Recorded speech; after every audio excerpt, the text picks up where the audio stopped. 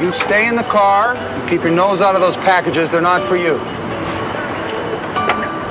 He searched through every cupboard and drawer in the apartment trying to find out what I got for him. But this Christmas, he will not succeed.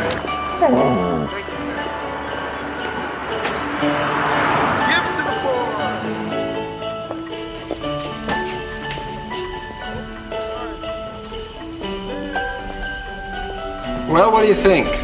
How much is it again? $75.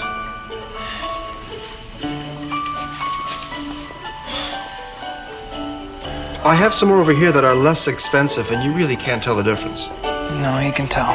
He used to have one just like it. It is a beautiful gift. Okay. Okay, I'll buy it.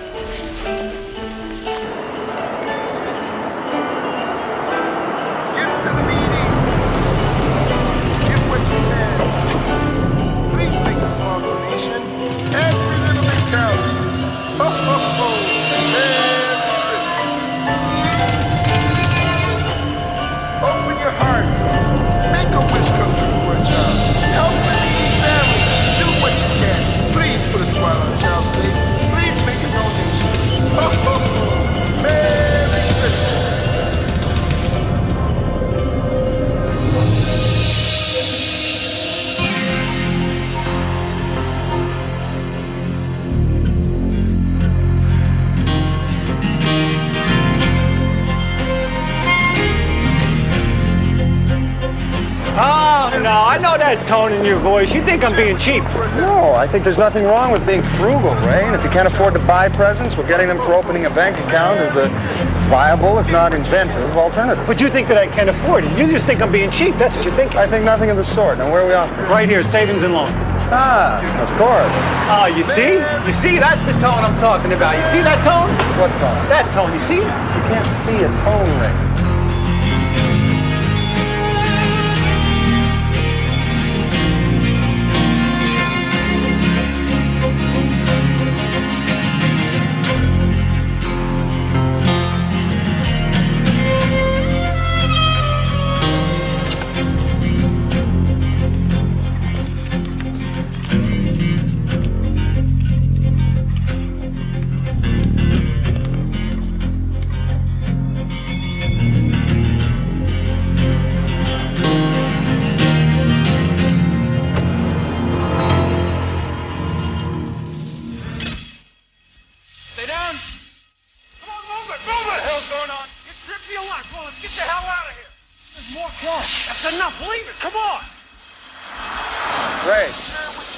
It's a fire alarm. Come on, come on. Toss me in the back, toss me in the back. Here.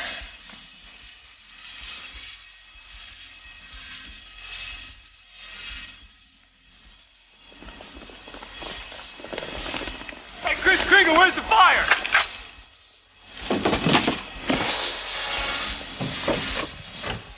Where the hell is he?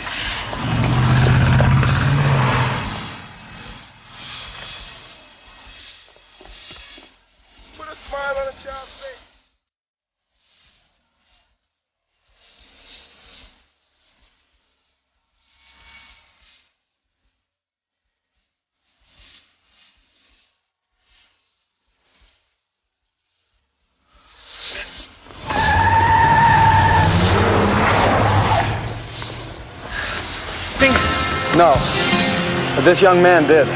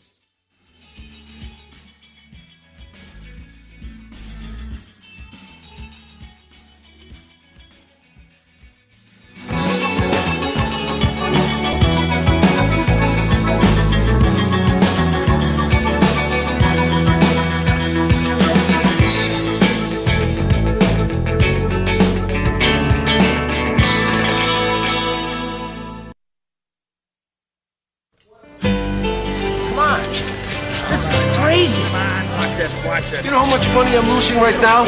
Every kid that sits on my lap, I get $2. Yep.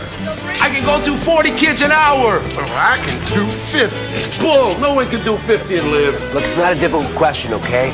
Where were you at 12 o'clock today? Hey, man, I got 3 L's to put me in the department store. Yeah, one of those L's said you went out for about 20 minutes. Yeah, well, he's a lying rat bastard. Okay, line up, you rat. six. This way. Not you. What are you waiting for? Christmas? Move it. Yeah, Merry Christmas to you two. Out the door. We're not interested in how fluffy his beard was. That's him. That's the sixth Santa you pointed to. Can we focus a little here? He had a twinkle in his eye. I don't understand the problem here. Some citizen pulls the alarm and ran away. But ask yourself who, Ray? All the businesses above were closed. All the employees and patrons were under guard on the bank floor. Anyone coming in would have been noticed by the wheelman. After they took over that building, only 4 people had access to that hallway. So what are you saying? One of the robbers pulled the alarm? Yes? That's ridiculous. About as ridiculous as going to a robbery with an unloaded shotgun. I'll tell you, for a second there, Fraser, I thought I was... Why would a guy pull the trigger of a gun he knew was unloaded? Seems improbable, doesn't it? Yes. You know, the wheelman, he knew exactly when the bagman was behind the counter. If he pulled the alarm, they panic. He comes running in. The bagman is trapped behind the counter. He throws the bag to the wheelman who throws him back the gun. Clever, isn't it? Hey, in the heat of the moment, I'd take a gun over a bag any day. The whole thing's a double cross. Detective Vecchio, Huey, Louie, join me for some eggnog. The last half hour, I've gotten calls from 7 department stores, the Salvation Army, 2 parade officials, and the director of a children's pageant. This was further augmented by calls from 4 city councilmen, the deputy mayor, and the police commission. They're all curious as to why we're detaining all the Santa Clauses in the city on Christmas Eve.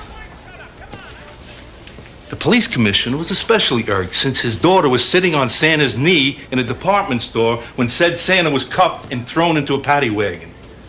In our zeal to solve this case, I can't help but wonder if we haven't been, I don't know, how do you say it, excessively stupid? Detective Huey and I have a theory, sir. Oh, this I'd like to hear. See, we believe that the perpetrators were dressed in Santa Claus suits in order to facilitate their getaway by blending into the crowd. In that people don't usually notice armed men fleeing a crime scene in big red suits. Actually, they could even have had jobs in local department stores, sir. I mean, that would be the perfect cover. This is your theory? Yes, sir. It's not our only theory. We have others, sir.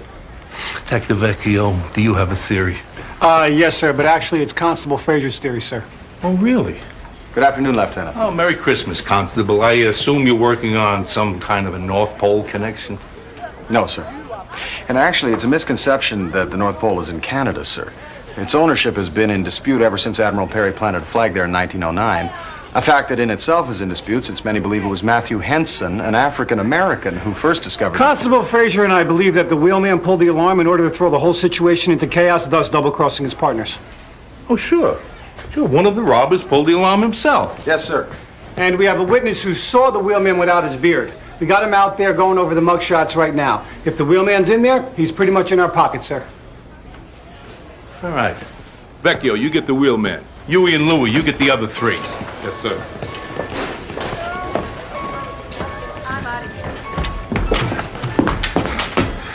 Which one of your flatfoots took my reindeer? I looked. He's not in there. Look one more time. I already did. Look, kid, whoever this guy is, he's no first-timer. If he's done this before, odds are 100 to 1 he's right there in front of you. Maybe he looks a little different, but he's there, so I need you to look again. He's not in there. Look, kid, I'm having a good day, okay? It's Christmas Eve. I am filled with love for my fellow man, but I swear to God, if you don't look again, I'm going to slap you upside the head. Ray, may I? Del, why don't you just describe to us the man you saw? I didn't get a good look. The guy was 3 inches from your face. It doesn't get any better than that. Ray, maybe Del is just afraid of what will happen if he identifies this man. Well, maybe Del should be afraid what'll happen if he doesn't. Look, kid, you're not the only one who saw a face. This guy was so close to you he could count your pores. How hard do you think it'll be for him to find out where you live? You put the finger on this guy and we can protect you, but if you don't... We'll still protect you. Maybe he will, but I won't, and no other cop will either. You really were touched by the spirit of Christmas.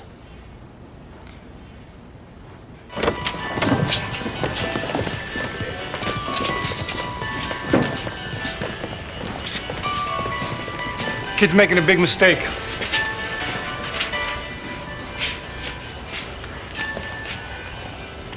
What's that? It's a gift. I don't know. Maybe I was too hard on him. Yes. Hey, guys. They pulled a palm print off the countertop. Your bagman is Robert L. Flanagan. FBI have him linked to 6 bank jobs with James and Cameron Donnelly. No kidding. Is that significant? Well, the Donnellys are something of a local legend around here. They had a partner named Nick Stolitis. Rumor had it he skimmed a small amount of money from them. He took off to Mexico. The federales found him in bite-sized pieces in the Sea of Cortez. There's only 2 rules written in the pavement in this town. You don't steal from the mob and you don't cross the Donnellys. I think I should return this gift. Oh, that's good, Benny. We only have a couple hours to find the Wheelman before they turn him into fish food and you're delivering Christmas presents. Thank you, Ray.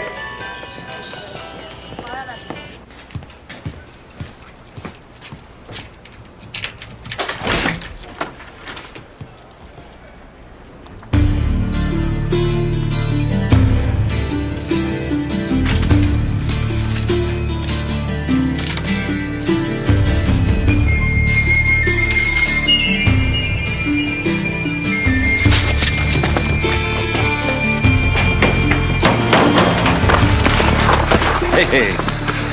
Hi, Del. Hi. Came looking for your dad. He wasn't home. Yeah. You tell him Jimmy Donnelly dropped by, will you? Tell him I expect to meet him tomorrow at the distillery as planned. Will you do that for me?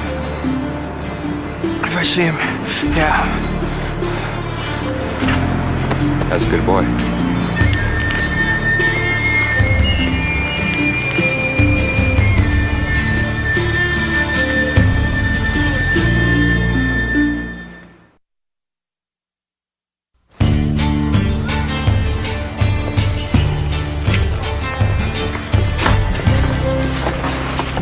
Hi, Del. You left this at the station. Thanks. I'll give you a hand with this. William Porter. Is that your father? Yeah. A writer, is he? Not really. My father was quite the writer.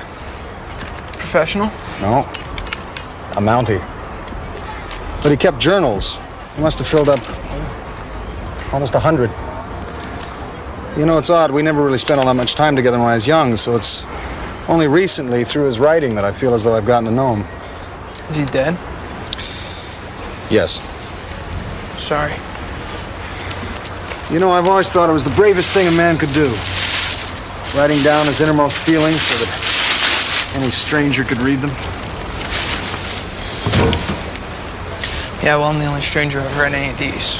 Mind if I read it? Suit yourself. Oh, that gift. Is that for your father? Yeah. I'm sure he'll treasure it. It's nothing.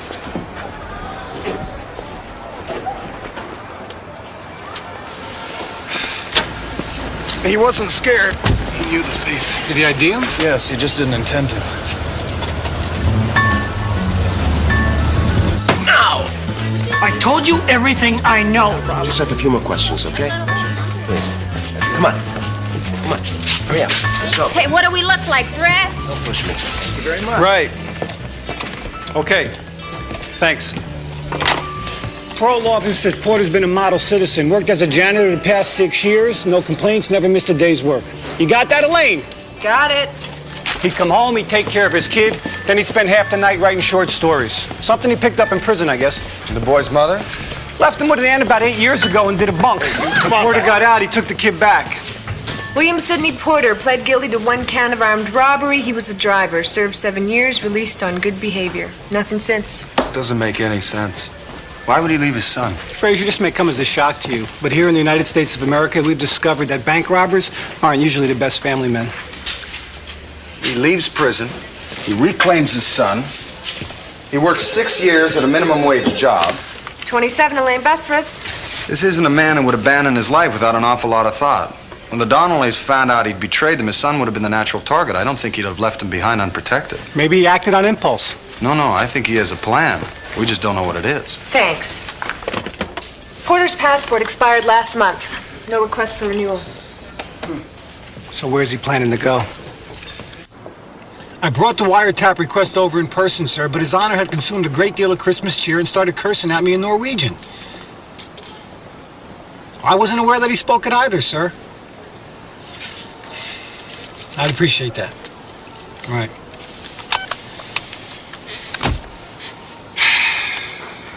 Did you have to bring him? Well, it is Christmas Eve, Ray. What are you reading? My father's journals. I'm just going over old cases to see if there's anything similar. Is there? Not that I've found.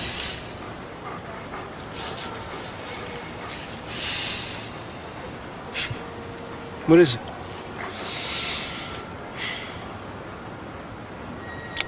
I just wish I'd spent more time with him. There's a lot of things I should have learned. I learned two things from my father.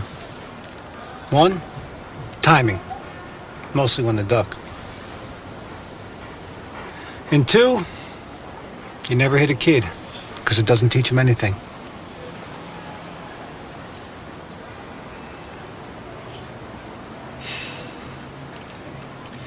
I'm gonna go to the gas station. I'll be right back.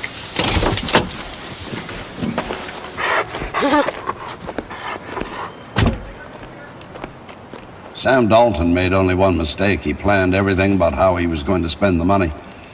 Before he'd hit Whitehorse, he'd left a trail of 20s that took me right to his door. But Sam's case was nothing like this. No, I know, but what I can't seem to find is... Hello, son. Hello, Dad. How are you? I'm dead, son. Other than that, do you mean? No, that's what I was asking. Oh, that's good. Never be ashamed to ask a stupid question, son. I taught you that, didn't I? Not specifically, no. Well, no time like the present. So fill me in on the case. The case? The case. The case you're working on. Something bothers you about it. Well, in a nutshell, there was a bank robbery today. Now, we've identified the perpetrators, but the wheelman, that's the driver in Chicago parlance, double-crossed his partners. Now, what we can't seem to figure, is there any insanity in our family? No, not that I'm aware of. Good. Well, there was your Uncle Tiberius who died wrapped in cabbage leaves, but we assume that was a freak accident. Go on, go on.